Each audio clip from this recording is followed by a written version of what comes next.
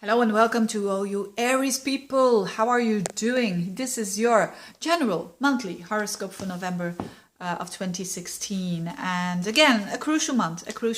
A lot is happening in the cardinal signs because a lot of planets in Capricorn or a lot of quick planets there are crossing over Pluto. And that's important for you.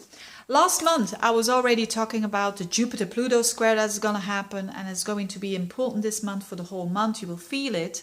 And this Jupiter-Pluto square is all about growth and very deep growth, also very profound growth. And because there is this deep getting to the truth almost, you could say, and peeling off of the layers of the onion. Because of that, there is this big authenticity waiting for you. Well, for all of us actually, but for you especially when it comes to the destiny that you have in this life, your work, your social status, how you want to be seen in the world. All of that can have a big, huge transformation together with the way that you relate with other people. Now, this month, Venus plays a big role. So last month it was your ruler, Mars, that was bumping into Pluto and to Jupiter. Now it is Venus, especially when Venus enters on the 13th in Capricorn, you will feel that the most. So what have we got here? We've got Venus and Pluto together in your 10th house, which is the highest point of the horoscope.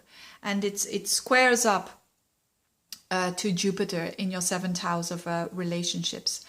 And what does it mean? It can mean two different things, because Venus and Pluto together always means strong feelings, strong longing, strong feelings, having a super focus towards something or someone, and because of that you transform. Now, in the 10th house, if you relate that with work, it can either go one way or another. Maybe there is a person at work, or your work in itself, that you know that you are clinging on towards too much. That's the negative side of Venus-Pluto, is clinging on to something that you know is already dead, that is not matching up with you. But, you know, you want to control it, and you dig a little bit, you go even a little bit further. You try to be as pleasant as you can be. And but for an Aries people, that's not always easy to do, you know, to pretend. Because our Aries people are known for being very real and honest. But so if that is the case with you, if you are clinging on to a job that you know is actually not longer you, or if you're clinging on to a person or a love interest at work maybe, that you know it's not good for you, my advice is let it go. And you'll see what happens even then. If it's meant to be for you, it will come to you.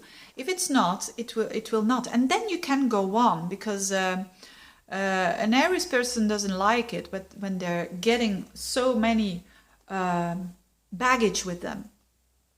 And the other possibility is, if you truly desire, so it's a totally different context. If you truly desire to have a certain job, to do a certain project, to launch something new, but you are a bit afraid of it, then this can give you the extra power of desire that gets you through it. So it depends on in what situation you are in. So if you are indeed a bit afraid of a bit of success, afraid of and I know that might sound weird, but some people do are afraid of success. But if that is the case, it's the green light. It's like, go for it, even if you're afraid of it, because you are going to grow tremendously when it comes to your relationships in general. Jupiter in the 7th. It can also mean, for those of you who are single and looking for love, it can mean really love at work. And which is a bit frightful, which is a bit, what are we gonna do here? It must be all behind the scenes, and I don't want this. And this can be a month where everything comes open and everything, you know, and therefore you change your job, for instance, but you've got this lovely person with you. So these are all the some different scenarios that it can happen. Now, For those of you who've got Aries planets around 15 degrees, you will feel that the most, because It all happens on the 15th degree of Capricorn and Libra. And there is this, at 15 degrees of Capricorn, there is a fixed star called Rukbat, which is the symbol of steadiness, which is the archer's stance, and it implies steadiness, solidness. So whatever it is, this shows that if you know that something is really negative for you and you can let it go, or if you know that something you really, really want, you're afraid of, but you go for it, there is like this steadiness around it and this long-term positive evolution because of that. So this is great. Last but not least, there is Mercury entering Sagittarius in your 9th house, the house of Sagittarius, on the 13th, and it will bump into Saturn and square up to Neptune. You will also have at the very end of the month, on the 29th, a new moon there in your 9th house. Now this is really important.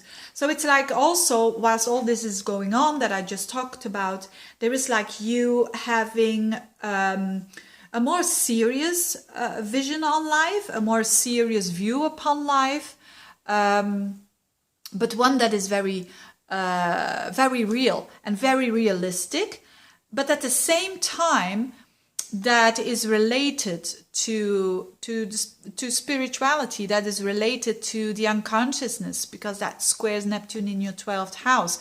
So it's like this balance still that has to be sought between the practicality of a belief and how do they say that? Walk your talk, so to speak. So being realistic, but also being very hopeful and knowing that not everything that we see, it's not unreal, you see. So interesting month for relationships, for work, for expansion, for transformation through love as well.